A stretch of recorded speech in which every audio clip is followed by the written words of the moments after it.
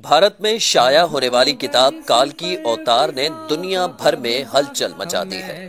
اس کتاب میں یہ بتایا گیا ہے کہ ہندوؤں کی مذہبی کتابوں میں جس کال کی اوتار کا تذکرہ ملتا ہے وہ آخری رسول صلی اللہ علیہ وآلہ وسلم بن عبداللہ ہی ہیں۔ اس کتاب کا مصنف اگر کوئی مسلمان ہوتا تو وہ اب تک جیل میں ہوتا اور اس کتاب پر پابندی لگ چکی ہوتی، مگر اس کے مصنف پنڈت وید پرکاش برہمن ہندو ہیں اور وہ الہ آباد یونیورسٹی سے وابستہ ہیں۔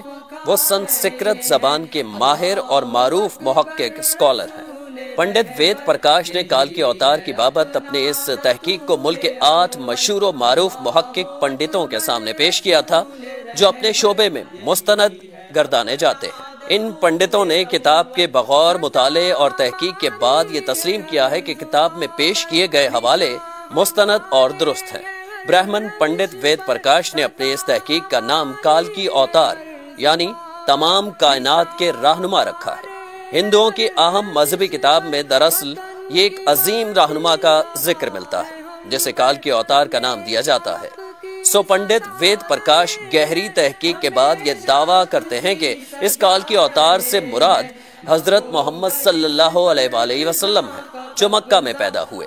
چنانچہ ان کا کہنا ہے کہ تمام ہندو جہاں کہیں بھی ہوں ان کو اب کسی اور کال کے اوتار کا انتظار کرنے کی ضرورت نہیں ہے، بلکہ اس کے لیے انہیں محض اسلام قبول کرنا ہے اور آخری رسول صلی اللہ علیہ وآلہ وسلم کے نقش قدم پر چلنا ہے جو بہت پہلے اپنے مشن کی تکمیل کے بعد اس دنیا سے تشریف لے جا چکے ہیں۔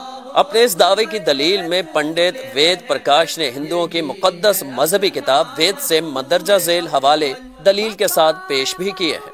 نمبر 1، وید کتاب میں لکھا ہے کہ کال کے اوتار بھگوان کا آخری اوتار ہوگا جو پوری دنیا کو راستہ دکھائے گا۔ ان کلمات کا حوالہ دینے کے بعد پنڈت وید پرکاش لکھتے ہیں کہ اس پیش گوئی کا اطلاق صرف حضرت محمد صلی اللہ علیہ وآلہ وسلم کے معاملے میں درست ہو سکتا ہے۔ نمبر 2، ویدوں کی پیش گوئی کے مطابق کال کی اوتار ایک جزیرے میں پیدا ہوں گے اور یہ عرب علاقہ ہی ہے جسے جزیرۃ العرب کہا جاتا ہے۔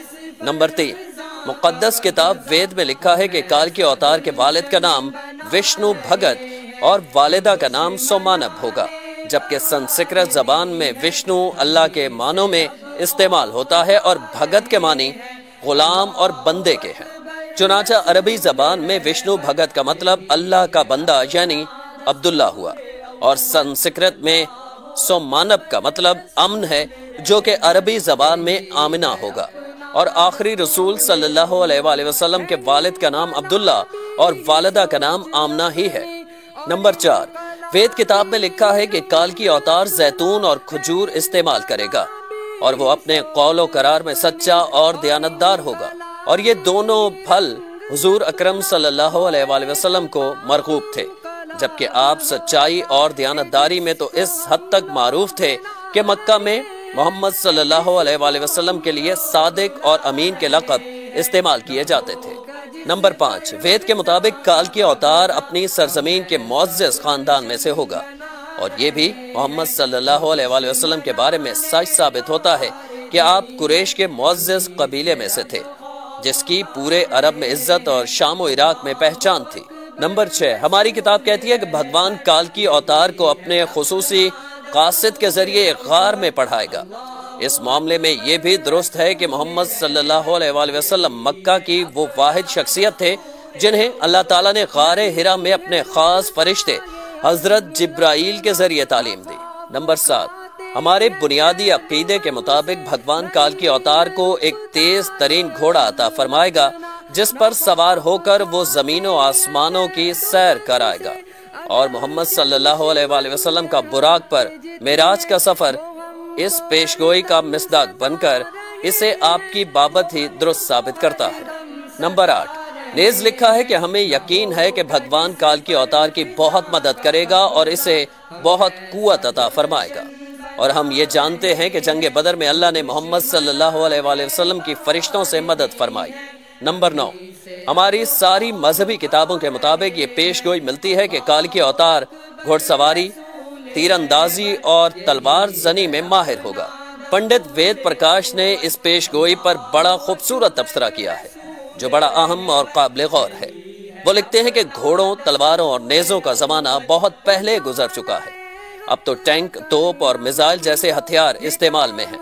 لہٰذا یہ عقل مندی نہیں ہے کہ ہم اس دور جدید میں تلواروں، نیزوں اور برچھیوں سے مسلح کال کے اوتار کا انتظار کرتے رہ جائیں۔ حالانکہ حقیقت یہ ہے کہ مقدس کتابوں میں کال کے اوتار کے واضح اشارے حضور صلی اللہ علیہ وآلہ وسلم کے بارے میں ہیں، جو ان تمام حربی فنون میں کامل مہارت رکھتے تھے۔ ٹینک، توپ اور میزائل کے اس دور میں گھڑ سوار، تیغ زن اور تیر انداز کال کے اوتار کا انتظار نری حماقت ہے۔ اس کو اتنا پھیلائیں کہ ساری دنیا کے ہندو کلمہ پڑھ کر اللہ تعالیٰ کے حضور سچی توبہ کر کے جنت میں جانے والے بن جائیں۔ کم از کم اپنے دوستوں کو ضرور بتائیں۔